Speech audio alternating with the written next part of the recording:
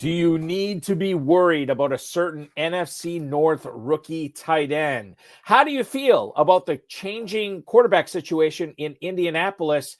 And what is the deal with Aaron Rodgers and the fallout with him signing with the Pittsburgh Steelers? We've got a great show for you tonight. Kevin Horowitz, the 8-time FFPC Main Event and Big Gorilla champion, will stop on by to let us know how his drafts this summer are going so far. Plus, we'll talk with him about the Baltimore Ravens, the Cleveland Browns, and so much more, including, but not limited to, the Kansas City Chiefs backfield. We've got a great show for you. I'm Eric Balkman. Ferrell Elliott, the definitive commissioner of fantasy football, is also here tonight. Kevin Horowitz on the way. Stick around. We've got a great show for you. The High Stakes Fantasy Football Hour starts now. Can't stand the pressure. I've seen greater men than need a lesson. Broadcast live and heard around the world, you are now watching the most entertaining hour of radio on the planet. Welcome to the High Stakes Fantasy Football Hour presented by myffpc.com with your hosts Eric Balkman and Ferrell Elliott. The High Stakes Fantasy Football Hour is your home for analysis from the best players in the world. And now, because no one else was available, here are Eric Balkman and Ferrell Elliott. Solace in the scripture. Are we not all our father's sons? I became a man. Nobody ever told me what a man was. Hey, thank you so much, Rob. Greetings and salutations to all the Balkaholics, all the Ferrelliacs tuning in right now, whether you're watching live, whether you're listening live, or hanging out around the world. We're so glad to have you tonight on the program. This is the High Stakes Fantasy Football Hour on the FFPC YouTube socials, as well as Facebook, as well as X. So glad to have you aboard. I am your slightly above average host, Eric Balkman. You know me from the RotoViz High Stakes Lowdown, the Better Sports Network's FFPC Insider Access Show, as well as the Fantasy Football Players Championship. You can connect with me over at X at Eric Balkman. That's EricBalkman. We have a fantastic show for you tonight. We don't have a whole lot of time to get into it. Like I said, this show could easily be 2.5, 3 hours, but we limit it to 1 hour plus. So we'll try to get into it tonight. If you want to connect with us on X, you can do so at HSFF. I'm at Eric Balkman. Learn more about Ferrell Elliott's Kentucky Fantasy Football State Championship, which I think I'm setting a new record in for league participation this year, and I'm very excited about it. KFFSC.com. That's KFFSC.com. Facebook.com/HSFF. You can email the show at highstakesfantasyfootball@gmail.com. If you have any questions for us, send them in right now. We'll try to get to all the chat room questions, all the X posts, and the emails, and the fantasy feedback segment later on in the show. Thanks to our audio engineer and my best friend, Bryce, and of course, our producer and mutual friend, Rob. The FFPC Big Gorilla Tournament is going fast and furious right now. We have a $1 million grand prize at stake, and it just costs $350 to enter. In fact, if you want to enter 3 teams, we will give you a $50 discount on every third team right now at myffpc.com. You want to draft slow, 2 hours, 6 hours. You want to draft fast, 60-second clocks. You can do that at myffpc.com. The early Rampage tournament and the 7 Bananas promo is still going on right now. In fact, I'm going to look it up right now. As of late last night, we had 52 early Rampage tournaments, early Rampage leagues left. Now we're down to 49. The early Rampage tournament, basically, if you're registering for the Big Gorilla right now, you're automatically entered into the early Rampage tournament. So for $350, you're competing for not 1, but 2 grand prizes. One is $1 million, one is $10,000. Register now, myffpc.com.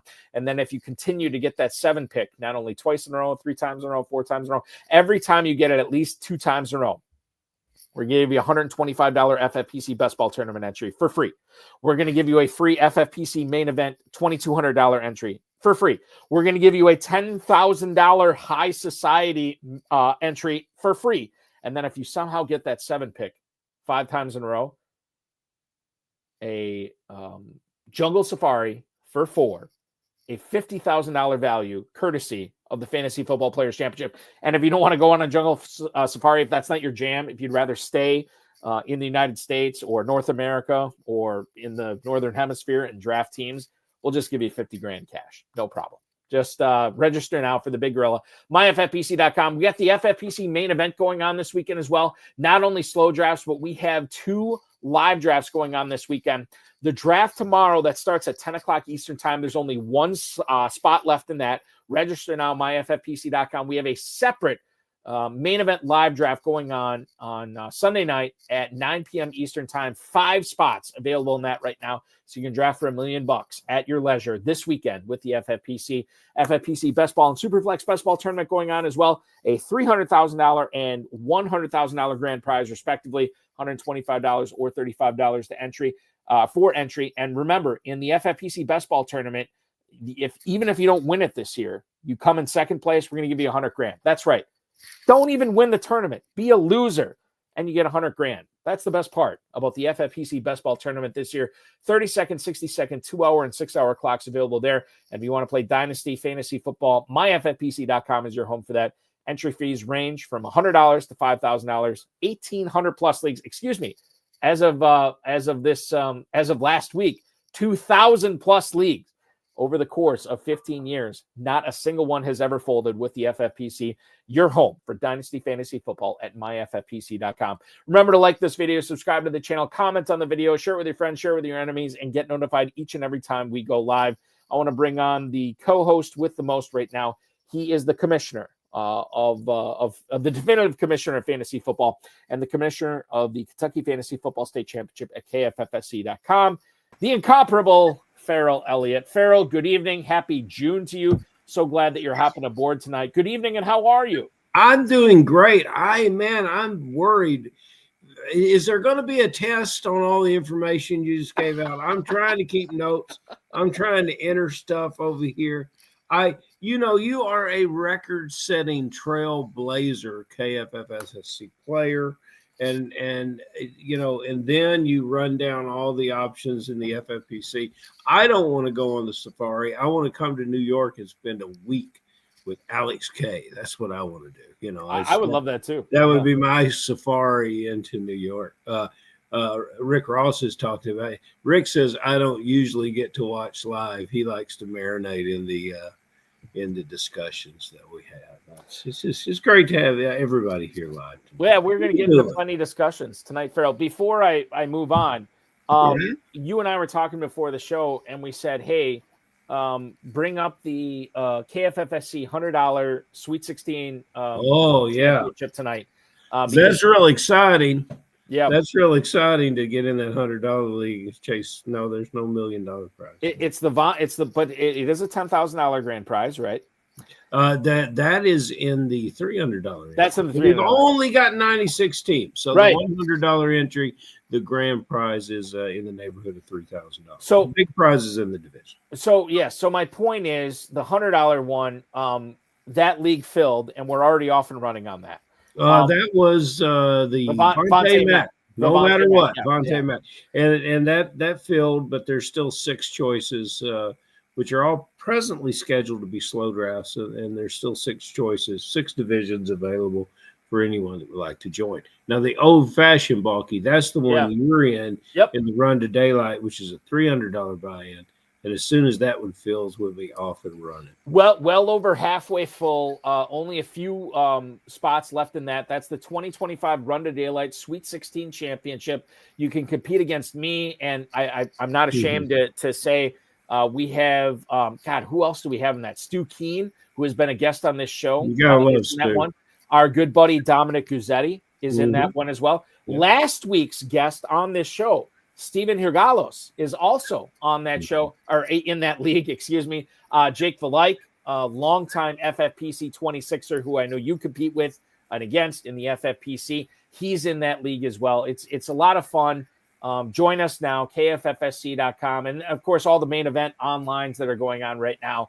Slow. This is the time to get in. I know there's people that are telling you, don't join a league right now. It's June. Nothing happens. Trust me. Everything's happening. People are moving the needle on ADP right now. Rightly or wrongly, you decide when you join a league at KFFSC or, of course, the FFPC as well. It's the time to draft. And I'm going to let everybody know that right now. Okay. To drafting in June, though. To drafting in June. Let me raise my glass to this here. I got I got a hazy IPA. Looks like you got a pineapple whip there. Looks good. 1 pineapple whip, 2 pineapple whip, 3 pineapple whips. 1 pineapple whip. Colston Loveland. What do you want to do with him? Well, that's my question to you. He's coming back from off-season shoulder surgery. Adam, I don't know if I'm pronouncing this right. It's either Adam Johns or Adam Jans, who covers the Bears for The Athletic, says that Loveland was spotted in uniform. He was coming out to the practice field with other members of the Bears, like the staff members from the Bears. This was on the final day of minicamp this past week. Jans stated that head coach Ben Johnson said, quote, at some point here in camp, we should get the green light for Loveland to come back and practice with the rest of the team. As a reminder, the Bears utilized the 10th overall pick in the draft this past April on Loveland over Tyler Warren, and Loveland underwent shoulder surgery in the offseason. Now, he has a great chance at being the number 1 tight end for the Bears, even though Chicago gave Cole Kmet all that money. And Ben Johnson, by the way, did compare him to Sam Laporta, who he coached in Detroit these past few years as well. If we look at the mojo on Colston Loveland right now, and Ferrell, what I'm going to do is I'm going to utilize the FFPC Big Gorilla data on this, which is at fantasymojo.com. Fantasy Mojo, the place that we always cite anytime we utilize ADP on this show. We always utilize Fantasy Mojo. I highly recommend getting a subscription to fantasymojo.com if you're drafting in the FFPC. Darren Armani, the godfather of the FFPC versus Joe's, he knows what's up. And Colston Loveland right now, over the last 7 days, has an ADP of the 902 at tight end 13. Ferrell, we have seen a really good track record of tight ends being drafted in the top 15, having not only solid NFL careers, but good rookie years as well. However, Loveland is coming off this shoulder surgery, and you don't want rookies, especially a tight end, getting off to a slow start. How do you feel about that ADP with Colston Loveland right now at the 902, knowing he is going right behind Tyler Warren and Dalton Kincaid, but he is going ahead of Tucker Kraft and Jake Ferguson? I feel everything very, very positive about this, and he should go in front of Kraft and Ferguson.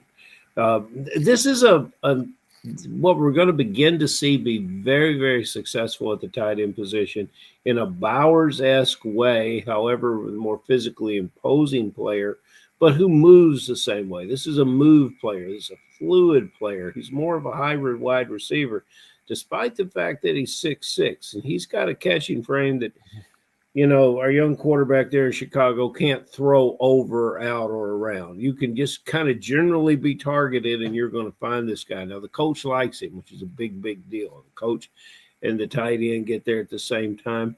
And that leaves Cole Kmet to do the dirty work. Cole Kmet's still going to be a very good contributing football player to this team. It's going to free up things for this player. It's going to help Loveland be a better player and be more productive fantasy player.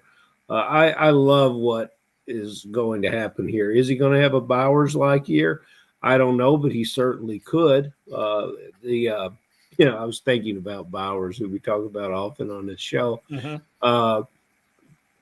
The general manager last year went out of the box too and drafted very early a tight end in Bowers' case, and he was very successful. That general manager got fired. Sometimes you just can't be good enough in this football business. But Loveland is going to prove that things in Chicago on the coach's side, in the front office side, and I'll remind everybody in the training room side that the shoulder's not a serious situation. It's not going to impair him from advancing as to what he needs to do. So that's the situation with Loveland. I happen to agree with you, Ferrell. I'm not dinging Loveland too much on this right now. I think the more concerning shoulder injury right now is coming out of Indianapolis. Jeremy Fowler reported today that he was told structurally, quote, Anthony Richardson's shoulder is okay. Okay. All right. So Shane Steichen, who's the head coach of Indianapolis, said that Richardson is not expected to have surgery on his shoulder. However, Fowler from ESPN reported that Richardson did indeed undergo a scan on his shoulder. It did reveal no structural damage. Richardson, at times, according to Jeremy Fowler, has thrown more than 100 passes daily as he prepares to become the QB1 for the Colts as he's competing for starting reps with Daniel Jones.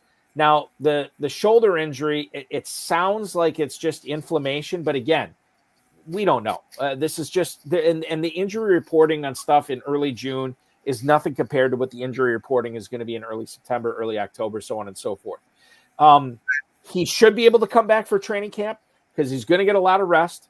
He's going to be able to relax that shoulder as well. However, when you consider that Daniel Jones took less money to sign with Indianapolis, leaving the Minnesota Vikings, knowing that he could be competing with J.J. McCarthy, I think this is interesting. In OTAs, Richardson and Jones, before the injury to Richardson, we saw him kind of splitting reps with Jones, Richardson and Jones. Nobody had the leg up in this competition. And now we have a shoulder injury for Richardson that I know, like when I was doing the broadcast last night, as we were covering the FFPC Best Ball Tournament, Theo Greminger drafting live, Dave Terpoli joining me as well. Both of those guys did express some concern with Richardson, Ferrell. How concerned are you about Anthony Richardson right now in fantasy football drafts, knowing that he is dealing with this supposedly structurally sound shoulder injury? It's interesting because people overdrafted Anthony Richardson. Now, hindsight, that's sure, Ferrell. Sure, everybody overdrafted Anthony Richardson. Most people that were conservative pumped the brakes on Anthony Richardson because they said, you know what, he just hasn't played a lot of football. He needs to play more football. And he hasn't played a lot of football. And, you know, he's had some terrible situations with his body. So you have to say, well, sure, Anthony Richardson may not play. You say that quarterback Jones took less money. I'm not feeling too bad for him. The deal is $14 million, so he's coming in at $14 million. So I don't think the Colts pay him $14 million not to come in and compete. However, if I'm running the Colts and I take the look and by the way, just quick without looking bulky, how many years Jones been in the league? I'd say 5. Yeah, it's 7 now, Balky. Oh, my God. Wow. Yes, it's 7 years this guy's been in the league, and he had a good year. This will be his 7th year. He had a good year a couple years ago when Dayball controlled a controlled passing game with a lot of rushing. I don't see that being the way the Colts are going to play football. There's a note on here that says, how does this affect Pittman and Warren? And, you know, you're going to have a short passing game with Jones on the field. With Richardson, you know, I'll say it again, that downfield accuracy is a beautiful thing, and the other things he can learn just by repetition. So that's the biggest problem. He hasn't played a lot. If he's not in OTAs and not ready to go, he's missing that repetition, which is probably the only starting quarterback in the NFL that I would be real concerned about that now. However, I like the fantasy football upside of all the Colts better with Richardson on the field. What's our ADP on Richardson? What's Darren got him at? Yeah, that's what I was going to ask you next. In regards to the Indianapolis quarterback situation, Daniel Jones is being drafted quarterback 33 at the 1811. Richardson, over the last 7 days in the FFPC Big Gorilla, quarterback 27 at the 1607. So okay, 1607. Were people spending fifth round, sixth round draft picks on this player last year? Yeah, they were. Yeah, absolutely. And he's a better player now than he was last year. And yeah, you know, so it's 16 in the draft. I have no concerns. I'm just going to go ahead and grab it. So Scott Hoyt chiming in, health aside, Anthony Richardson is still not a complete quarterback yet. I don't think anybody's going to argue that. I think we expect more from Richardson. You know, Derek Carr's not a complete quarterback. No, he's not. Wait a minute, and he's not going to become one. And, no. You know, every quarterback's working on completing that perfect season. None of them are ever going to get there. And I understand what Scott's saying. He's you know, Richardson's passes, I think, I saw a stat, and I can't remember exactly how it was phrased. Oh, off-target passes. 25% of his passes last year were off-target, meaning they were out of the catching zone. What they would be ruled as an uncatchable pass. Yeah. So the other thing I want to bring up here, John Terry said, Michael Pittman is so good that quarterback doesn't matter for you, Ferrell. And you may not even tongue in cheek agree with that.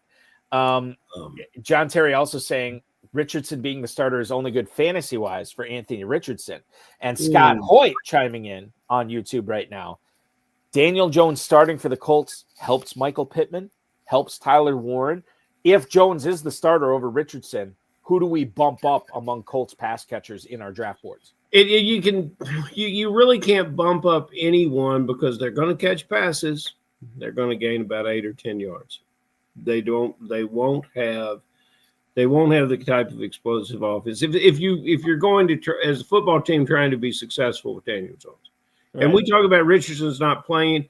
I bet you Richardson has won more games than he's lost in his brief career, or he's right around 500. Jones loses 2/3 or more of the games he started. You would have to fact check me on that, Balky, because I'm doing that on the cuff. But it's not worth it because I think you're in the ballpark. Okay. With that, I don't think anybody's going to fight you on that. Anthony Richardson, as I stated, according to Mojo, quarterback 27 right now. Anthony Richardson, who was like roughly quarterback 6, quarterback 7 last year in a lot of leagues, is now this year, 1 year after going that high, going behind rookie Cam Ward, Geno Smith, Bryce Young, Matthew Stafford, Tua Tagovailoa, Michael Penix, Trevor Lawrence, J.J. McCarthy, C.J. Stroud, and Jordan Love. Those guys are all going well ahead. Yeah, Anthony Richardson. Well, last year drafters thought he was too good. Now this year they think he's not good enough. He's not good at all. Yeah, and so he's going to fall somewhere in the middle of there. I want to get into Aaron Rodgers and then this De'Ami Brown news from Jaguars.com's John Ozer. But we've kept our guest waiting way too long, and this is the big part of the show, so I want to get into him tonight. He has played in a cavalcade of FFPC leagues over the years. He is an 8-time, count them 8-time league champion in the FFPC leagues, the FFPC space, be it the Fantasy Pros Championship, the FFPC Main Event, the FFPC Satellite Leagues. He's got 8 titles to his name. He's going to join us tonight. He's going to tell us about the way he's building his team so far this year and give us some player evaluations. Please welcome into the program, Mr. Kevin Horowitz. Kevin, thank you so much for hanging out with us tonight. The pride of Maryland, and you are hanging out with us on a Friday evening. Thank you so much for taking a break from your crab and talking a little fantasy football with us tonight, man. How's it going over in Maryland? Great. Thanks so much for having me. Really happy to be on the show. Obviously, I'm a big Ravens fan, season ticket holder for the Ravens. So, good for you. I guess I do hedge a little bit towards the Ravens, but in fantasy this year, it makes a lot of sense anyway. So and we're going to lead off with that. Farrell's going to ask you about that because when I was looking over your teams and your ownership, I was kind of like, I don't want to say blown away, but I was like, holy cow, look at all this Ravens ownership. We'll get into that in a second. When you're not winning all these FFPC leagues over the years, Kevin, what are you doing for a living in Maryland? Sure. So I'm in sales management, happily doing that, but I do treat fantasy football basically like a second job, to be honest with you. I mean, study it about 3-4 hours a day all the time, year round, not just during the football season. Yeah, I would say average. Of course, during the football season, and especially the waiver period, then it's a little bit more than that. Oh, I love that. That's really good. Always love a salesman. It's fantastic. When you're going to those Ravens games, are you taking longtime football fans that you've grown up with to the games? Are you taking business people to the games? Are you taking family? Who's accompanying you to all these games with these season tickets for the Ravens? Once in a while, bring a friend or a colleague, but most of the time it's family. We only have 3 tickets, so that limits the options with the family. Well, yeah, you have to have your own little lottery then. I mean, you'll figure that out. I love the fact that you're stacking Ravens. I love the fact that you're having success with it. I have done the same thing. Have not enjoyed that kind of success. But being from Louisville, Kentucky, we are drawn to collecting as many types or as many teams with quarterback Lamar Jackson leading the teams. I have long thought, and naturally the running back Henry is spectacular, and Andrews has made his contributions, but I have long thought you get the favorite Raven. My favorite is Flowers, but I've thought that there's just not enough passing opportunities to get those players up to 80, 90 catches on a regular basis, which we'd have to win at fantasy. This week, Bateman signed a big contract, and his year last year was perfect because of the 9 touchdowns. So the strategy I think that you're applying, I think I know what it is because I think you're getting value on all the Ravens you draft, including Jackson. Is that what it is, or are you just so familiar with those players and believe in them that you're just going to go get them, you're going to target them, you're going to put them in your team, your lineup? What's the mix look like to you? Well, I would say it's a little bit of both. I mean, sure, I have love for the team and I study them the most. I mean, I read, just local news all the time anyways, so it makes it a little easier. But I think that Lamar Jackson possibly will be like the greatest, at least regular season quarterback, which is really the fantasy season quarterback, that we may ever see. I mean, it's really pretty amazing. Regular season, you guys have the stats, it's just, it's almost untouchable. So for me, he's my main guy. Any league I can get him in, I'm going to take him. There's other quarterbacks that are close, but I just feel really good about him. And then obviously that means people around him are going to do well. Mm-hmm. So, one of my strategies is that I like to stick with consistency and also kind of stay away from injury-prone players. Mm-hmm. So I've been burned a few times in the past by players that can be tops in the leagues, like a Christian McCaffrey, and it's just one of these things where I don't want to take that chance. So I would rather take Derrick Henry and just get, consistency there. Maybe he doesn't totally blow it up all the time, but chances of him going down are pretty slim. Yeah, and I've been talking to the same guys since 2021 that tell me that Henry's through. Oh, he can't carry he can't carry the ball like that every year. He's going to regress to the mean, whatever the hell that means. Balky, what's on your mind? Well, no, I'm just saying I've probably been one of them because Balky, you don't make mistakes. He's an alien, and he's proven that he's been an alien over the course of the year, over the last few years. What he's been able to do has been insane. It's kind of unprecedented as well. Now, speaking of unprecedented, Kevin, you are a very accomplished player. You are not like me, where you are drafting. Like I live in Northeast Wisconsin. I'm not drafting all these Packers and succeeding. This year for you, a guy who has won all these FFPC leagues over the year, I can't remember a player that we've had on this show that is drafting all these players on his hometown team. We've seen it before, like, maybe I'd lean towards my hometown team. But, man, you are 36% ownership on Lamar Jackson, 28% ownership on DeAndre Hopkins. Mark Andrews, who John Terry was asking us in the YouTube chat. Mark Andrews, 25% ownership. The newly contracted Rashad Bateman for the Ravens, 23% ownership. Justice Hill, for God's sake, 22%. Derrick Henry, you're at 20%. I mean, Isaiah Likely, 19%. You are as close to being as all in on one team as I've ever seen before. It's clear that you're trying to target Ravens. I know you're a Ravens fan, but you're also an accomplished fantasy football player. Separating your fandom from fantasy football, you are still all in on Baltimore this year. Is it because of the presence of Lamar Jackson, or is there something added to the gumbo this year in Baltimore that you are all about getting all these Ravens whenever you can? Well, I think that it wouldn't necessarily matter that I'm a Ravens fan in the sense that from a fantasy perspective, they're lighting it up. I believe they're going to be the highest scoring team in the NFL, most likely again. And I have a lot of faith in their system, one way or another, whether they're going to run it in, whether they're going to pass it in. I mean, Lamar can do it all. Yeah. And I think they're building pieces around him that are really great. You mentioned Flowers. I mean, Flowers went down last year. If he doesn't go down, I mean, he's like maybe top 5 receiver. I mean, so it's another one you can get kind of late. Again, you talk about average draft position and things like that.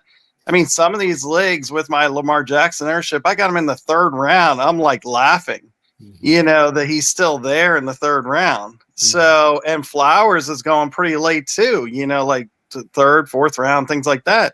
So I feel like I'm getting value regardless of the fact that it's the team I root for.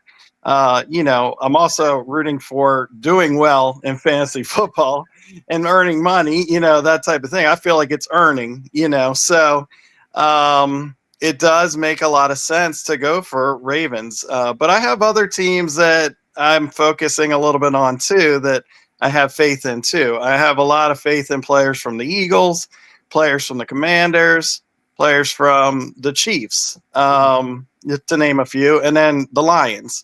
So, I have certain teams I just think they're going to be doing well on offense.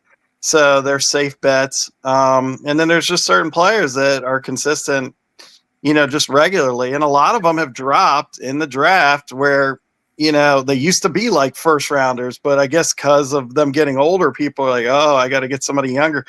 I don't really feel that way. I mean, if somebody's proven and they're in the league, they don't get hurt much or whatever, they're going to keep going. I mean, why would they stop doing it? I think a good example of that would be like Tony Pollard. It's like he's like, you would think he was going to be a little bit worn down. A big one is Joe Mixon. He goes to Houston and people are like, oh, he's probably done. That's why Cincinnati let him go. And, he lights it up. So I do lean veteran. You're probably going to notice that if you're really studying my teams, because you don't know what's going to happen with these rookies. I mean, sure, they could blow it up, but you have the running back rookies who they didn't have to pass block at all in college or whatever. So now they might not get on the field all the time. So I feel a lot safer with the veterans. So that's one of the other things I lean towards. Well, Kevin, just for our permanent record and for those people that are keeping score at home, I really do appreciate your Lamar Jackson affection. What year did you graduate from University of Louisville? Maryland. No, yeah, I went to Maryland. He's not. It's Louisville's where. Yeah. Yes. All right. So you love the veterans. Now you didn't see this happening, and I want to know if it's still going to happen. And I didn't see it happen either. I never accumulated many Jonnu Smith draft picks. However, I adopted some orphans, and I found Jonnu Smith to be buried on the roster of a lot of them. And I kept him because, a change of scenery and a new opportunity. It was his 8th year in the league, 8 touchdowns, 80 catches. It was so unbelievable. Matter of fact, if you put his first 3 years together, you don't get 80 catches. If you put the 2 groupings of the next 2 years together, you don't get 80 catches. Is that a veteran you're targeting? Is that a guy that you expect to come back and have a year 9, or did we just have a late season one-off from Jonnu Smith? Well, I think he's going to do well. I would still put him up in my top 6 or 7 tight ends. Okay, that's good. I do not think he will repeat what he did last year, but I just think he's going to do well. I just think the thing about the Dolphins is it was a little bit off of their norm to be so heavy on their tight end when they got such great receivers, obviously Tyreek Hill, and then their running backs are really great. So, A-Chain, Jalen Wright. So I think it's going to be more dispersed, more evenly this year. So I don't necessarily think he's going to put up the same kind of points that he did last year, but I still think he's going to do well. And as you guys know, in FFPC, the tight end is weighted. And you'll notice the way I draft, I very heavily focus on getting the best tight ends I can get. I'll take them early. I'll take them often. The thing that killed me last year from winning potentially 6 figures, 7 figures, was that I had too many injuries at tight end at the end of the season. And I'm not going to let myself get in that situation again. So I'm taking extra tight ends this year. So, Kevin, I want to get back to the Ravens here because the Ravens questions are coming fast and furious on YouTube right now. Tom Smith, a good buddy from the FFPC and the KFFSC, says, how did DeAndre Hopkins finish last year? Well, Tom, I can tell you that he finished with 56 catches for just over 600 yards, and he gets in the end zone 5 times. Kevin, you have DeAndre Hopkins on a lot of your teams, and I guess perhaps the reason is everybody else has left him for dead. You look at the FFPC $300,000 Best Ball ADP tournament. He's wide receiver 80 at the 1810 right now. Clearly, you are willing to invest in Hopkins late. Why should FFPC owners be willing to do the same?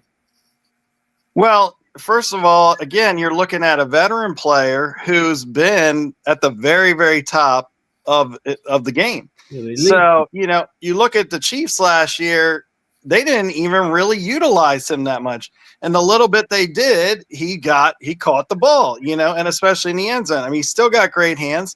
His speed is still there too. When I read locally, he's racing Flowers and Jackson still. I mean, even at his age. So I think he's a sleeper. And to a lot of people, I think he's a sleeper. To me, I think he's going to get back some of what he did when he was he's like top 1, 2, 3 in the whole league, abilities that he has. And the Ravens, because of the dual threat with the running game and everybody's so focused on Lamar and they're focused on Henry, I mean, he's going to be wide open in the back of the end zone. And that's basically what happened with Likely last year. So that was the other thing. I'm going to get to Likely in a second here. Hopkins right now in the FFPC Big Gorilla is going behind such stalwarts at wide receiver like Wan'Dale Robinson, Adam Thielen, Pat Bryant, Jalen Noel, Xavier Legette, and the currently as of yet unsigned Keenan Allen. You can get Hopkins in the 17th round of the Big Gorilla right now. We and Rick Ross chiming in on Hopkins, thought he was the second best wide receiver in the NFL, just behind Devontae Adams.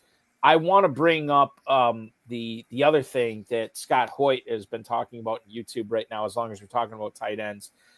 Scott wants to know, Kevin, is this the year finally Isaiah Likely is the go-to tight end over Mark Andrews? Now, a bit of background on this, and Scott can correct me if I'm wrong. But Scott came on the RotoViz High Stakes Lowdown shortly after the 2024 season started, and Scott was a huge investor in the stalwarts from the early games on Thursday this past year with the Chiefs and Ravens, and then on Friday with the Packers and Eagles, and found himself very high up in the FFPC overall leaderboards the first few weeks of the season, Likely being one of his top choices. He also got Jaden Reed as well. So he's very interested into hearing your input on whether Likely is the guy to own over Andrews this year, bearing in mind that the head coach for the Ravens, John Harbaugh, said he expects Isaiah Likely to be an all-pro this season. Break this down for us, man, because this could shift fantasy careers and fantasy seasons, maybe for $1 million grand prize this year, based on what you say. No pressure. I love it. Well, I'll tell you this. It's kind of funny that we were just talking about Hopkins, because I actually think that Hopkins is going to take a little bit of Likely's thunder away at the end zone.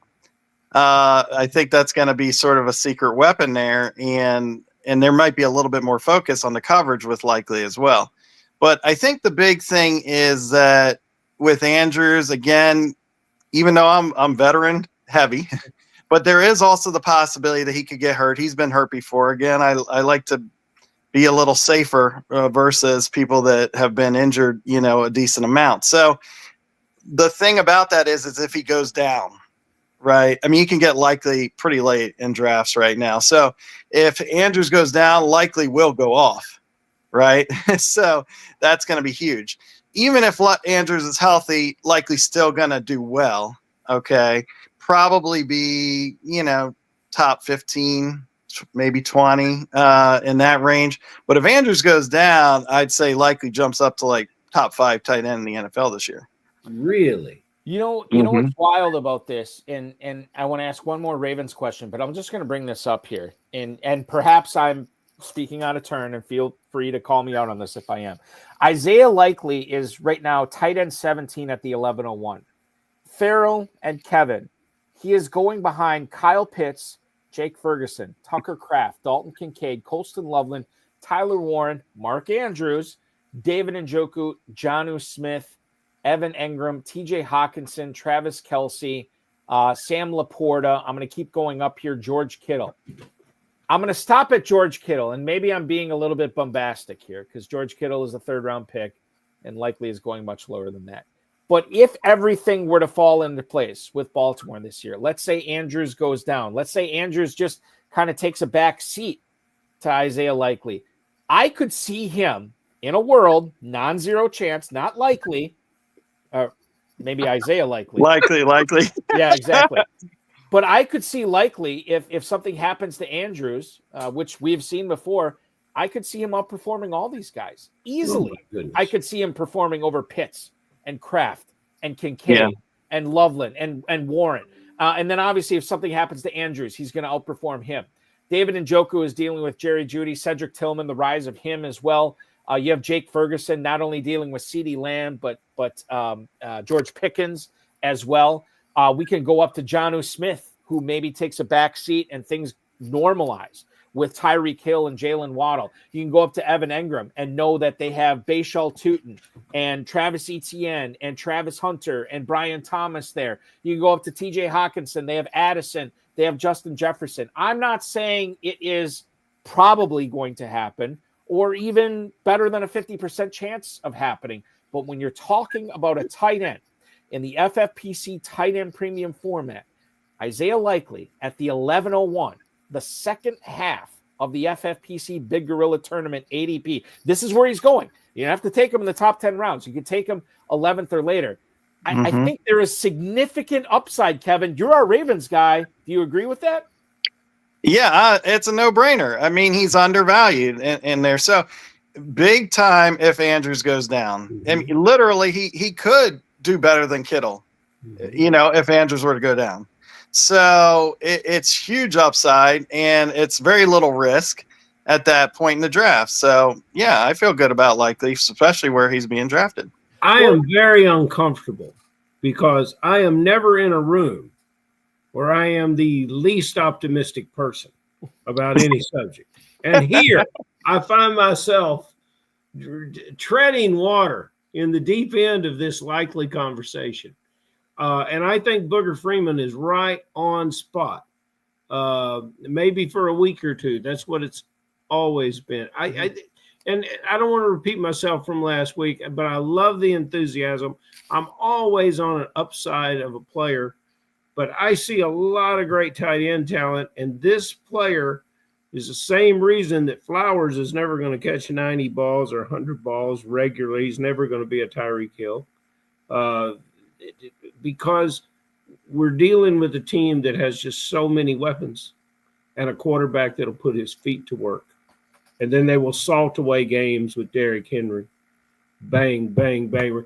It's not necessary for this player to be a top 5 tight end, a top 10 tight end, maybe even a top 15 tight end to make the Baltimore Ravens odds-on favorite to win the AFC and likely to be in your Super Bowl, but without a 60-catch season from Likely, no matter what happens to him. But I think that the question to ask yourself there is, well, where's Andrews rank in your chart? So if Andrews is like number 5, number 6, somewhere like that, and Andrews goes down, I can tell you right now, Jackson has a relationship with Likely. Yeah. I mean, they are on the same page. The similarity between these two players ends at the definition of the position. That's and then there's no similarity after that. They don't even run the same route tree. They don't even line up at the same position. Unless Andrews is. All right, so Ferrell, this is worth talking about here. Mark Andrews currently going at tight end 10 at the 7-10. Let's say he goes down. Let's frame this. Let's say he goes down in the preseason for posterity's sake. Let's say he slips in the bathtub tonight and can't get out. He can't get out. There's all these season ticket holders. There's no one to come help him get out of the tub. All right. So knowing what you just said about how different of players these guys are, how different they are of tight ends in the NFL, knowing if Andrews is going to miss the whole season or significant time, how much does that move up likely from his 1101 spot? I mean, does he get up into the 7th round area with Andrews, or is this a situation where like Flowers is the recipient of targets? Rashad Bateman, the freshly re-signed Rashad Bateman is the recipient of these targets. He caught a touchdown pass against Kansas City on Thursday night and found himself in the 2nd round with us last year. It just, yes, he will be overdrafted. I think he's about right where he needs to be. It would depend on when that happened. If it happened right now, things might change. They might ask him to do more things, but I don't necessarily think in this offense. You take him out of this offense and you put him in a place where you don't have those tools. Take him and put him with the Raiders. He looks more like a fantasy football tight end, putting big numbers up. There's a lot of teams he can play. He couldn't do what Kittle does at San Francisco. Couldn't even. But the thing is that he can get open and create separation, almost a little bit more like a receiver, than a tight end. Which gives him a commonality with every other player that we've been talking about on the Ravens tonight, and every other player that we've been talking about can do it better than he can. All right, so guys, John Terry chiming in on YouTube. This whole analysis is like saying, "Hey, draft Justice Hill because Derrick Henry could get hurt." John is Captain Obvious once again. Yes. You know what? And he's coming to Kentucky. He is. Which is going to be great. And you're going to have to come to Kentucky too, because we're going to have to continue this conversation. And I'm going to have you, when you arrive here, your own special gift, a Lamar Jackson jersey, the University of Louisville jersey.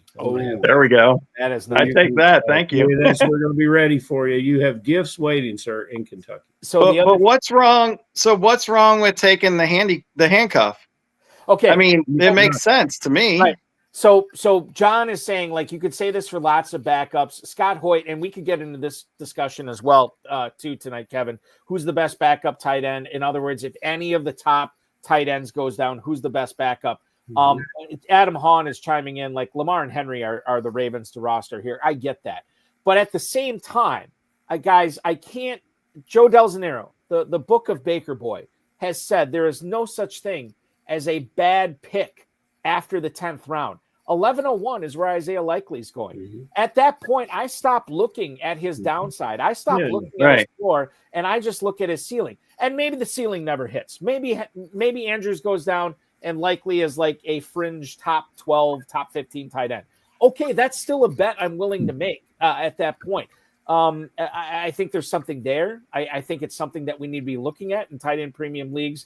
And I'll leave it at that. Clearly, go ahead. Kevin. So figure best ball, right? So if you're talking the 11th round and you're trying to draft evenly, now you have 2 players at every position already, which are your main starters. Mm-hmm. So you're really talking about, a backup anyways at that point, as far as your fantasy roster goes. Right. So, which is fine. And the last thing I want to point out here, and Adam Hahn clearly pointed this out, everybody's sick of us talking about Ravens. We can talk about other teams if you like. We can. And listen, I am nothing but a host who wants to appease his audience. So let me ask you this about Baltimore. Kevin, why are you not drafting Tyler Loop? You have Tyler Loop on one team, the guy who is the heir apparent for Justin Tucker in Baltimore. Are you not a believer in him? As we get our kicker question out of the way tonight. Yeah, I know everybody wants to talk about the kickers. Right, yes. But here's the thing. I do mostly best ball. So if you look at my array of fantasy teams, I am very heavy best ball where there's no kicker. Right. Okay. So that's part of the reason. What do you think about Tyler Loop in a vacuum for fantasy this year? So, again, I think you could get him later than he should be. I think he's going to do really pretty close to what Tucker would have put up anyways. I mean, the kid's got talent. Yeah. And they're definitely going to have kicking situations. And even if all they're doing is scoring touchdowns, he's going to get a lot of extra points. Because I believe, this is my bold statement, I believe the Ravens are going to average close to 40 points a game this year. Balky, when listeners are tired of hearing content about the Ravens, you know what you should treat them to? What's that? Is a question from Cleveland. Think of something from Cleveland. Now, There you go. Let's just go to Cleveland if we're tired of the Ravens. Well, here's the thing, and like obviously, Kevin, you saw the questions I sent you. You know, I looked over your ownership or whatever. So this is a leading question here. But is there a pass catcher in Cleveland right now, knowing the quarterback situation, knowing about all the pass catchers that they have? Is there one pass catcher, be it a running back, a wide receiver, or a tight end, that you perhaps like better than some of the other guys in Cleveland right now? Well, I still take Njoku because, the guy looks like the Hulk. Right. He's pretty hard to tackle, I think, So I think the thing there is no matter how bad the quarterback is, I think that guy's going to make some plays. And then I'd say Judy. Judy at some point last year, I remember him just going nuts. He was open and they were just going to him every time. So I think that Judy still has value. So it's one of these things where you have a team. I don't think Cleveland is going to do very well this year as real football goes, NFL football goes. But there's always going to be some sort of fantasy, standout on every team. Every team's going to have something that's decent in fantasy. So I would say the safest bet is Njoku. Second to that would be Judy. Let's stay in the D.C. metro area then, and let's move over to the Commanders. Well, let's just talk to me about Brian Robinson.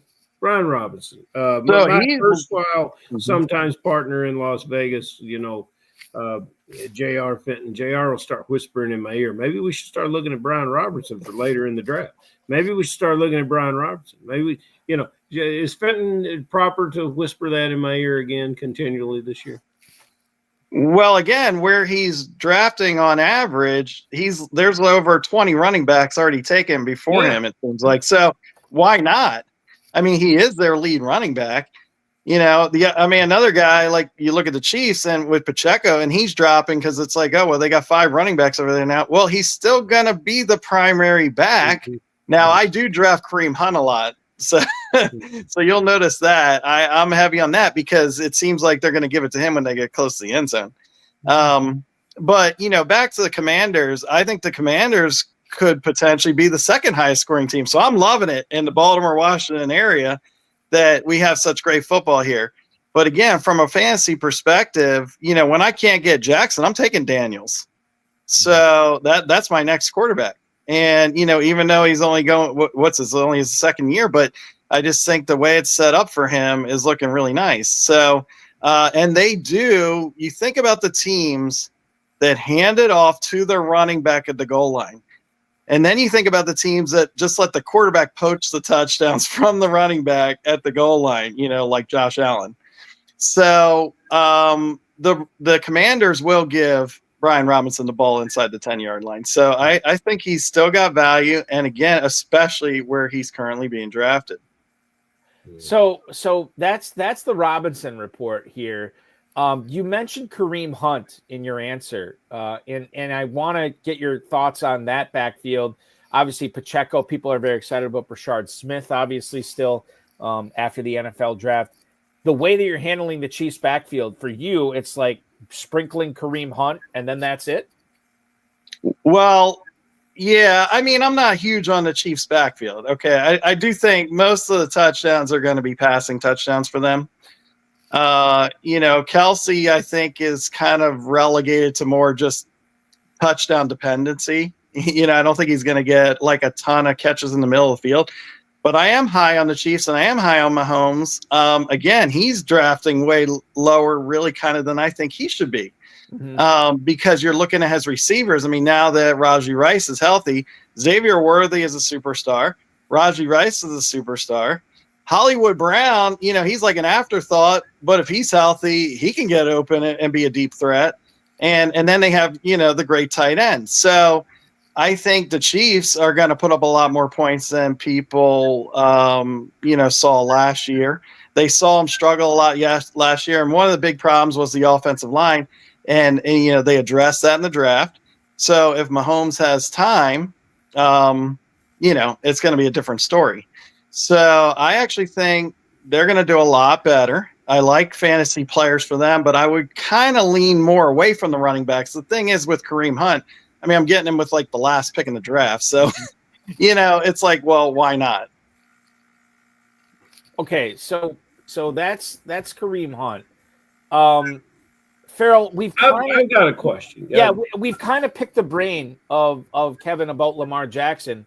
Right. There are other elite quarterbacks out there. There are, and in regards to those elite quarterbacks, I'm wondering if you don't come away with Jackson, are you always in every format you play, and the most successfully and most interestingly, redraft in the FFPC main event, are you coming away with an elite quarterback on your team?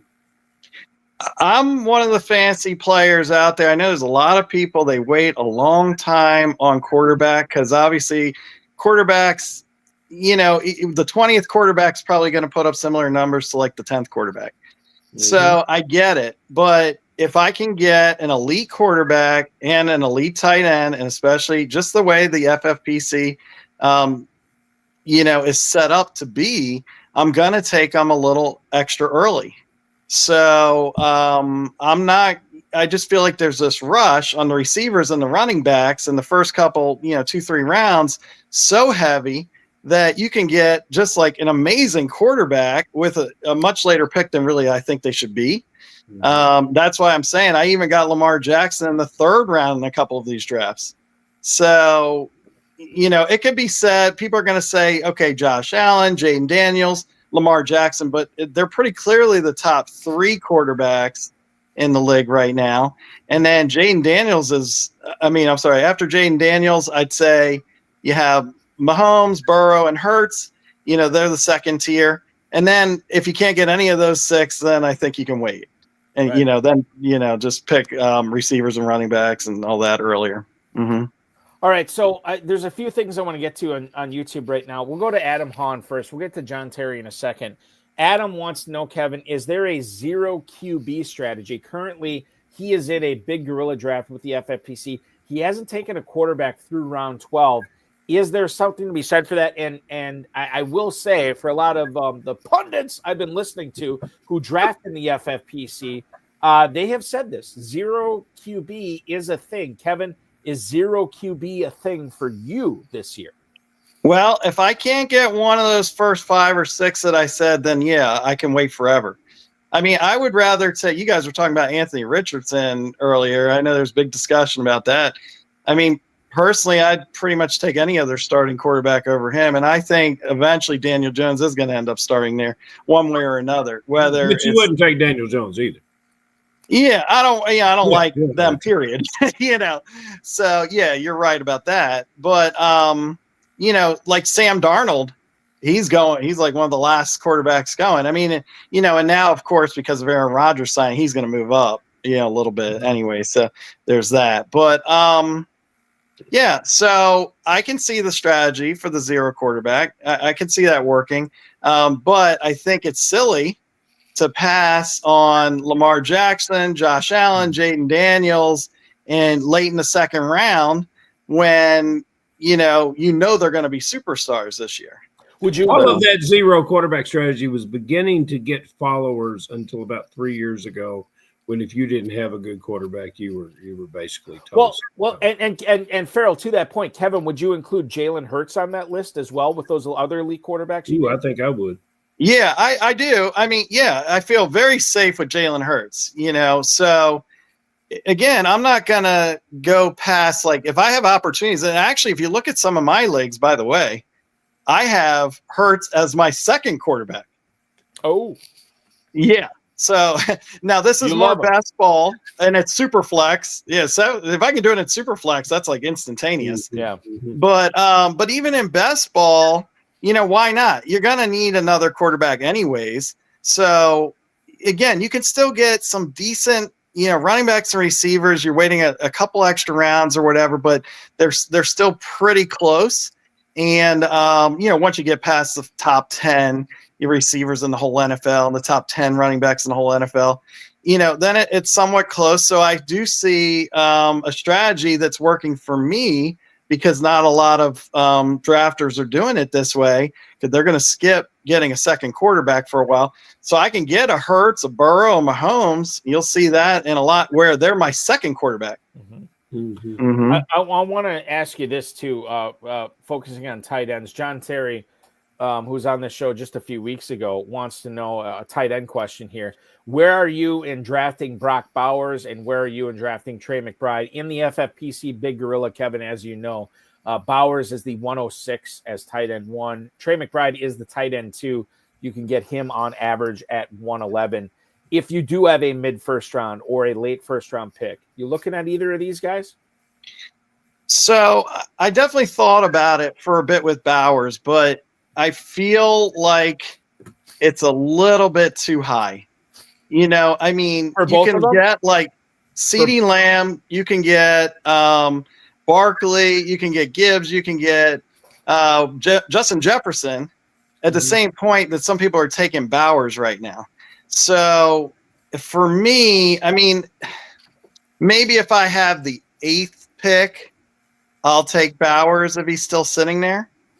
Now McBride, on the other hand, if I'm at the wheel at the end with the 12th pick, I'm going to take McBride as one of my 2, if he's there. I actually think there's a small possibility. I mean, fingers crossed on Kyler Murray having a better year this year, but I think there's a small possibility McBride might even do more than Bowers. I know a lot of people are going to disagree with that, but I think McBride and him are really close, and it just has to do with the quarterback play for that to make the difference there. Shout out to Phil Hooten, who is hanging out tonight. Phil Hooten, if that name sounds familiar, players, he won the FFPC Main Event in 2020, and clearly he's attributing a lot of that to ingesting and consuming as much high-stakes fantasy football or content as possible so he can get back on the top in 2025. Listening to Kevin Horowitz tonight. Ferrell, why don't we throw one final question to Kevin, as we are fast running out of time tonight? My final question could be, we could actually have a second part of that question, but we're running out of time. So here's my question. Give me a guy that you're going to live with on every team besides Lamar Jackson, a guy you love, a must-have player. He can be a sleeper, or he can be one of your elite players that you're actually seeking out. And give me a guy then that you just don't want on your squad, a player that's likely being pushed up the boards in the Darren Armani Fantasy Mojo, but it's not a guy for you. And then tell me about the Baltimore Ravens defense and special teams. So that's the assignments that I have for you. Well, let me hit question 2 before question 1. So, and I hate saying it on some level, but I hinted at this earlier. I'm not going to take McCaffrey in the top, 10, 12 picks, because even though there's a chance he could lead the NFL again in rushing, but there's a much better chance in my mind that he's going to get hurt again. No McCaffrey for you. Right. So that's that. As far as a player, I definitely want to have, an elite player. I mean, I think one thing that's interesting right now is how far CeeDee Lamb is falling. And I think it's a big deal that they got Pickens. I mean, Pickens is a great receiver, don't get me wrong, but I actually think that's going to give Lamb more targets, because I think that now you can't just automatically double Lamb. They got to account for Pickens a little bit. And if Dak Prescott is healthy all year, another guy I get worried about getting hurt. But if he's healthy, him and Lamb all day long, right? So if Lamb, I can get Lamb with the 6th or 7th pick in the draft, and in some ways, I think he could be number 2 or number 3. So I like Lamb. And then you said, what was the third question? Sorry, I lost that one. The Ravens defense, yeah. So I love the Ravens defense too. I mean, if you look at my main event, defense is special teams. Yeah, well, so if you look at I like Denver. I like Philly. I like Denver. Okay, 1 and 2. What about I would go Ravens 3. Okay, all right. Mm-hmm. So the Ravens are going to average close to 40 points a game this year. and they're going to have the number 3 defense, which means the teams that are trying to play catch up are going to fail miserably. It is a Baltimore Ravens year, but right. It's our year, baby. Not that I want to turn this into a Ravens show more so than it already is. But did not Baltimore take in the first round of the NFL draft Malachi Starks from Georgia?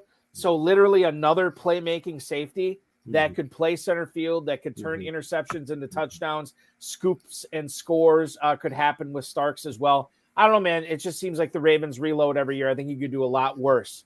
The Ravens are frightening. The Ravens are frightening for the rest of the league because the defense is going to be elite. Okay, and it really wasn't. Okay, the last couple of years, and they had to do it more with offense. Now it's going to be all day long. They can score on offense, and they're not going to give up a lot of points on defense. So, I love it. Now the only question is, right, but this doesn't matter fantasy-wise. The only question is Lamar going to do it in the playoffs as far as real NFL goes? I think you're going to win 19 regular season games because you're going to get 2 bonus games. Just 19? Yeah, you're going to get 2 bonus wins just for the dominant aspect. That'll be a new league rule. They'll vote that in at the meeting, at the league's meeting down in October down there in Florida. The Ravens win 19 games in the regular season this year, and Cleveland Browns get demoted to the UFL. Clearly, there we go. Refresh my memory, Kevin. I don't know this offhand. Do you play any Dynasty or no? No, I actually don't do any Dynasty. But I am kind of going. I guess there's a few guys out there, but I'm kind of going for like Guinness Book of World Records for how many best ball teams I have. I mean, we're 3 months before the season begins, and I currently have 217 teams. Bravo, bravo. Yeah, I'm in on it this year. But that's the great thing about best ball, because you can spend all your time drafting, and then you don't have to worry about it once the season starts. Like, it sets itself. There's no lineup management. By the way, in case anybody's wondering, the FFPC has 2 FFPC Best Ball Tournaments available. It's both Superflex and regular right now. $300,000 and $100,000 grand prizes, $125 and $35 entry, respectively. Register for those at myffpc.com. Corey Walters, I'll answer your question here in a second in regards to Dynasty Superflex. But before I do that, I want to thank our guest for coming on tonight. Kevin Horowitz, the 8-time FFPC League champion, and I have no doubt that 8 is going to be a much larger number after 2025 with all the leagues that you're in. Thank you so much for hopping aboard tonight, my friend. Good luck in drafting season as we move forward here. Less than 100 days until the start of the NFL season. So get your drafts in now. Kevin, I know you're doing that. It's something you would preach to all FFPC players. We enjoyed our conversation tonight. Take care. Have a crab cake for Ferrell. Have a crab cake for me. We will see you in Maryland at some point very soon. Look for my email tomorrow, Kevin, because we got to have you in Kentucky. Crab cakes and bourbon, there's nothing better. I agree. Those are my 2 favorite things, too. Yeah, absolutely. Have you in Kentucky. You are made. All right. I really appreciate you guys having me on, and I think it's going to be a great year. So we'll talk again at the end of the fantasy season, see where we're at, okay? Thank you, Kevin. We look forward to that. Be good. Enjoy your weekend, my friend. All right. Take care. Thank you. That is Kevin Horowitz, ladies and gentlemen, the 8-time FFPC League champ, joining us on the show tonight. Ferrell, you play Dynasty. I play Dynasty. I'll try to answer Corey Walters' Not successfully. Why? Same with me. But Corey is asking, in Dynasty Superflex, he needs a second quarterback, obviously, which is tantamount to success in Dynasty Superflex leagues. He also needs another running back. If he is looking to trade Saquon Barkley to get said second quarterback and another running back, what should he be looking for? Again, this is kind of in the eye of the beholder, but I'd be looking for somewhere in the neighborhood of a top 20 quarterback, perhaps on the younger side, and then maybe a top 15 running back. I don't know. I mean, I'm speaking in sort of and again on the younger side with the running back as well. We're speaking in kind of in the matrix. I don't know what you can get in your league, but I think I would start there and then shoot upward and then sort of fall back on that. I wouldn't go much lower than that, Ferrell. I don't know if you have any thoughts on this. My thoughts are, as a cautionary tale, that our beloved Corey should not consider trading Saquon Barkley. He should go to YouTube and see young son tells general manager not to trade Saquon. Right. or not to let him go to free agency. Let Yes. him go to free agency. No, sir, you don't want to do that. There's no future in that. We've had a really great chat tonight, and a lot of new guys dropping in. I really like this contribution from Kevin Hahn. I thought he did a great job of that. There's Hawkey coming in here telling us it's 76 days. He can't wait. One of the things I would say to Kevin,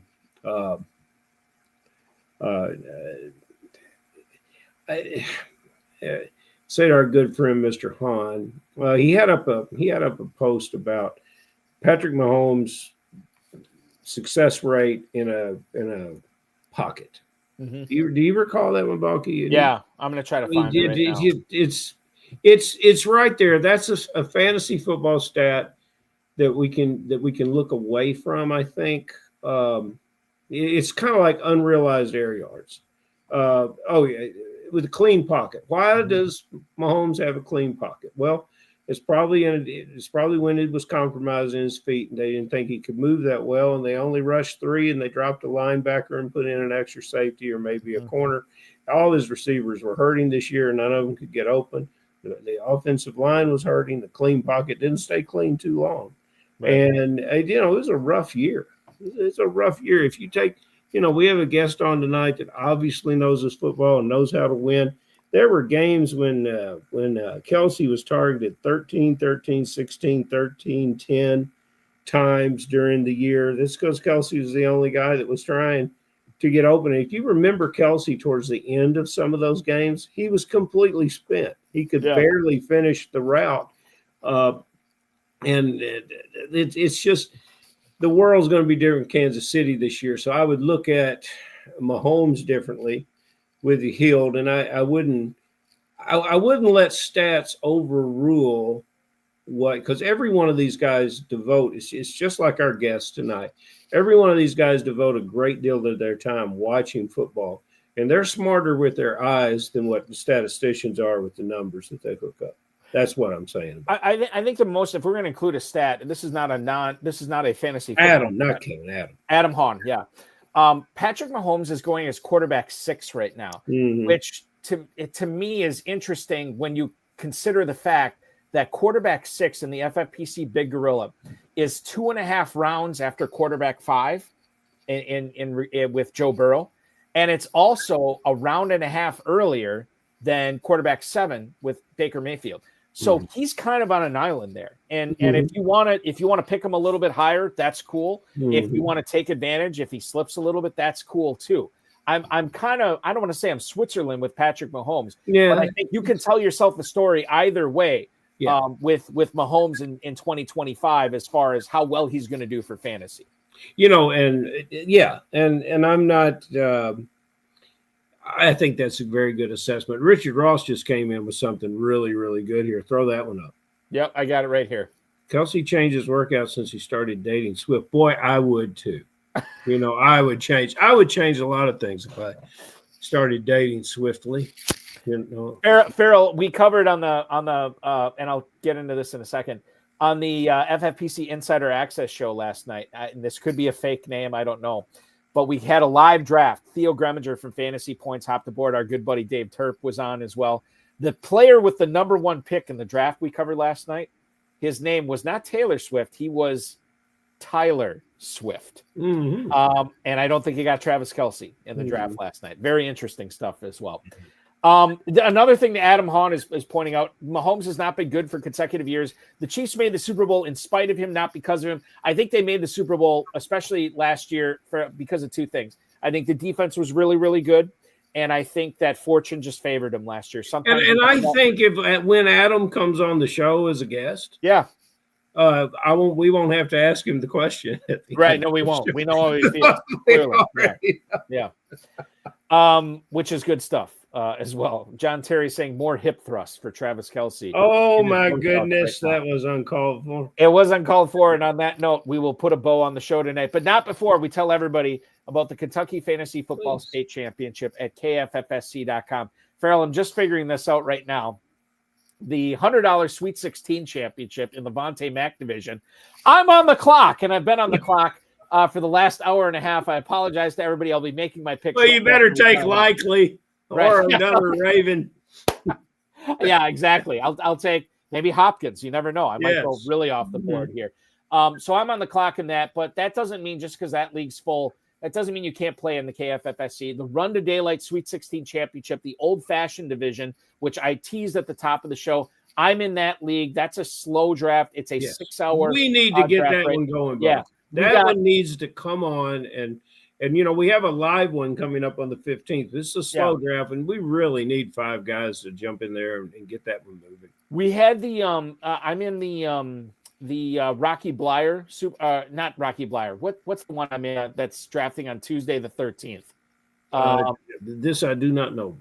No, there's one coming up. Is that the Always Dreamin'? That's Always Dreaming. I believe that's on the 15th. Sunday the 15th. I scheduled that on Father's Day because I knew with your 8 kids you wouldn't be doing anything special that day anyway. But that one's full. That one's full. So you can't draft in that one. You can't get in that one anyway. You got to be a wish I had. You're a wish I had. So don't be a wish I had. Go to KFFSC.com. I'm in plenty of other leagues there, as well as a lot of the luminaries who are not only popping on in the YouTube chat, but have been guests on this show before. You can compete against them, sharpen up your skills for the FFPC, and win some good money. And I think the biggest thing too, Ferrell, 96 players in the Sweet 16 championship, and somebody is going to win 10 grand, man. 96 teams and a $300 entry fee, a lot of money to win in each division, and be at the end of week 14 in first or second of your division, and you will be added to the Sweet 16 and guaranteed a prize, the top prize, $10,000. So I like their numbers. Yeah, Tom Smith telling me to stay away. I've already drafted with Tom a couple of times this year. I'm trying to stay away from his guys. I'm letting him have his guys. I'm taking my guys. Corey Walters wants to know, what is the link for the KFFSC leagues? Farrell, it is simply, as I have posted here, KFFSC.com. KFFSC.com. You can register for all those leagues there, which I know with the first full weekend of June opening up, that is where everybody's going to be going. So good to have you aboard. We will talk with you again next Friday. I have to check. I don't think I have a guest lined up yet, but I will for June 13th. Ferrell, enjoy your weekend, man. We will talk with you again 7 days from now. Thank you very much, man. That is the definitive commissioner of fantasy football, one J. Ferrell Elliott. KFFSC.com is where to go to sign up for his leagues. I want to thank Kevin Horowitz, of course, Ferrell Elliott, the FFPC, Rob, Bryce, and of course, each and every one of you for listening, streaming, downloading, watching this, however you're consuming this content. Thank you. We say kudos and kudos again. We will be back next Friday at 10 p.m. Eastern Time.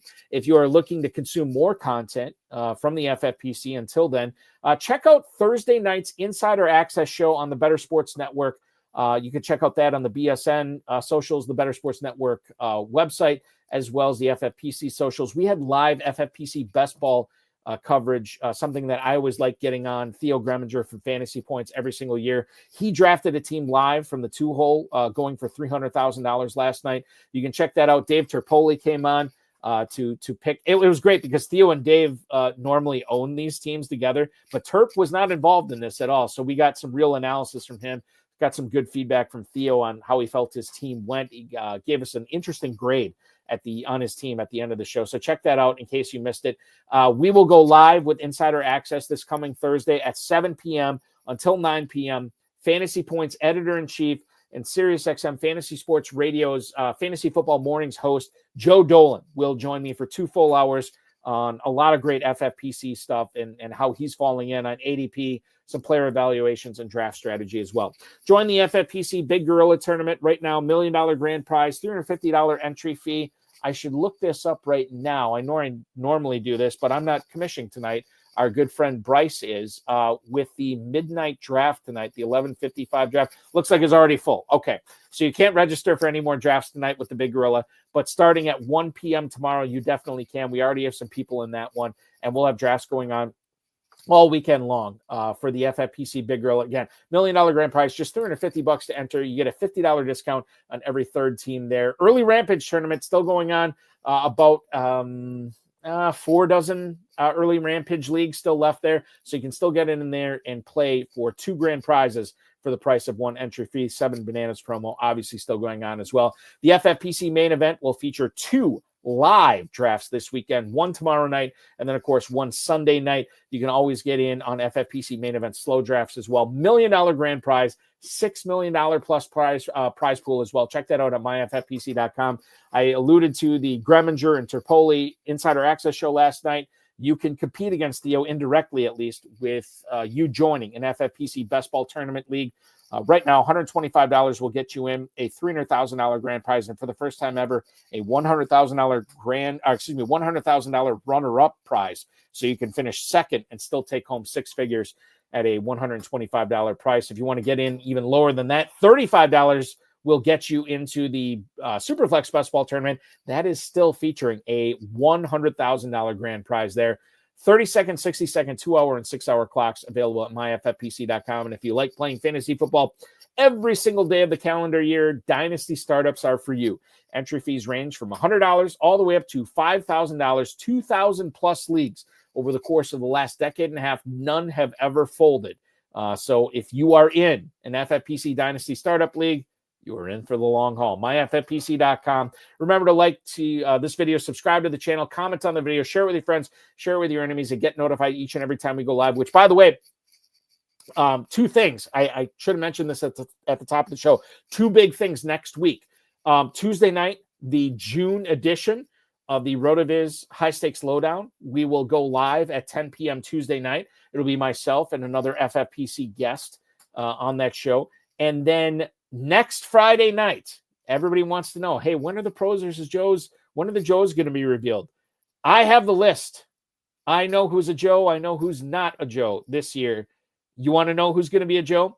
Tune in next Friday, June 13th, 10 p.m. Eastern time.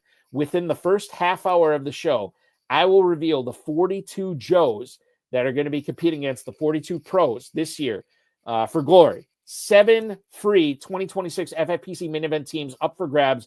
We will tell you who those are next week on the High Stakes Fantasy Football Hour. Tune in then. It's going to be fun. Some names won't surprise you. Some names will surprise you who won in that drawing. It's going to be a lot of fun. Don't miss it. Next Friday, 10 p.m. Eastern time on the High Stakes Fantasy Football Hour. I've talked enough.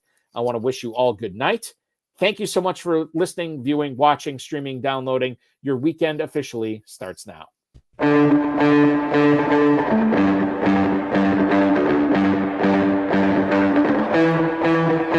This has been another episode of the High Stakes Fantasy Football Hour presented by myffpc.com.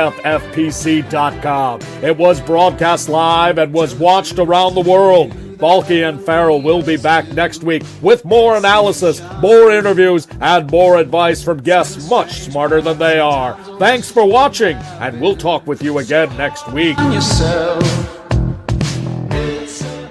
You guys know I don't usually like ending the show on a sour note or a sad note, but I feel like I have to do justice here tonight with everything that's been going on in the fantasy football industry over the last 48 hours.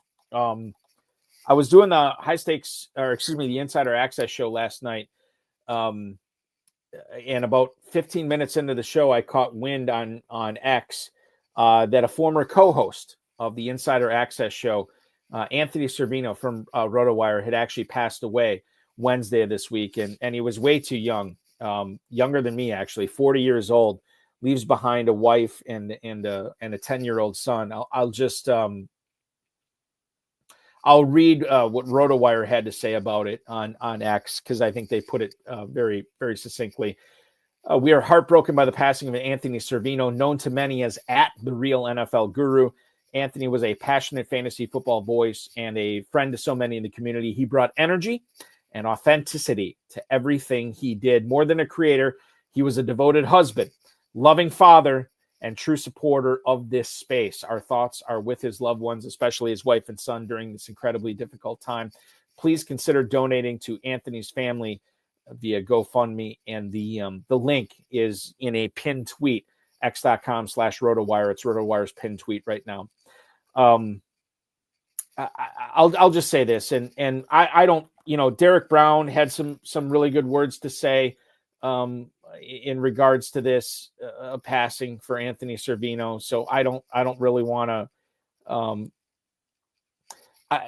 August 8th of 2024, Anthony hosted the high stakes fantasy football show on the Better Sports Network with me. And it was really the longest conversation I had with him, 2 hours, which I think is par for the course with a lot of people who host that show with me. A lot of times I don't have the opportunity to hang out and have long conversations outside that show. But Anthony was very willing to come on the show with me. Less than 10 months ago, he hosted it. He was doing RotoWire podcasts and shows on X and YouTube with Jim Coventry, who co-hosted the show with me just a couple of weeks ago. So this really caught me off guard. I just said this on X last night. RIP to a really cool guy, a hard worker, and a person I enjoyed spending time with.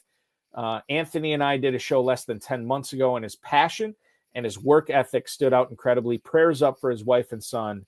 You're the man, Anthony. I didn't know him all that well, but I do consider him a friend. I think he considered me a friend as well. Really cool guy. And I'm not going to be able to do justice for the impact that he had on this plane, on this earth, especially when I consider that I never hung out with him and his wife and his kid. I just know that they're heartbroken right now. If you have the chance to donate to the GoFundMe, just go to x.com/RotoWire. The link is right on there. The FFPC, my account has retweeted it as well, so you can check that out there. It hits home a little bit because Anthony was 5 years younger than me, and this comes, his passing came a little bit less than 2 weeks before the anniversary of less than a year ago. I lost my brother at age 43 in mid-June of last year. So I would just say this, and I'm okay, and it's fine. Send your prayers up and thoughts up to the Servino family because they definitely need them right now. I'll just say this, and I say this every time. Tell the people around you that are close to you that you love them. Overdo it. Give them overkill on that. Every time you hug them a little bit tighter. You just never know. And we already miss Anthony. His contribution to the space was great. But more than his contribution to fantasy football was his contribution to his family and his friends. You have to go no further than X to find out the outpouring of people that he helped get started in this industry. Casey Kasem, Derek Brown, I've mentioned as well.